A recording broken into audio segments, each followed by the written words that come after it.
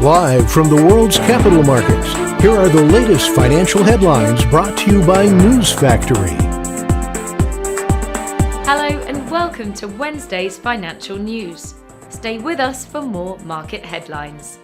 The last session saw the dollar fall 0.5% against the yen. The Williams indicator is giving a negative signal. The Bitcoin fell 0.4% against the dollar in the last trading session. The stochastic indicator is giving a positive signal. The gold-dollar pair saw a minor dip of 0.1% in the last session.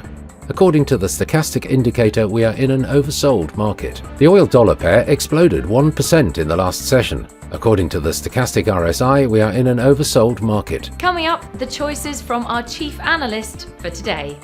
Saudi Arabia may extend cuts at the next OPEC Plus meeting to keep oil prices higher to help support its economy, which is already in a recession since its mining sector activity dropped by more than 25% on a year-to-year basis. The US dollar surged to its highest level in 10 months against a basket of rival currencies, while the euro, pound and yen all fell to multi-month lows. The historic launch of 9 new Ethereum futures ETFs has got off to a relatively slow start, with all of the funds witnessing less than $2 million of total volume on the first day of trading. Valkyrie's Bitcoin Strategy ETF was the most popular, racking up a total of $882,000 worth of volume. Those were today's major economic events, and now moving on to world financial headlines. The US ADP employment change will be released at 12:15 GMT.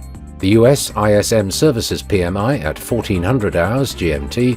The Eurozone's retail sales at 0900 hours GMT. The Eurozone's Producer Price Index will be released at 0900 hours GMT. Japan's Jibun Bank Services PMI at 0000 hours and 30 minutes GMT.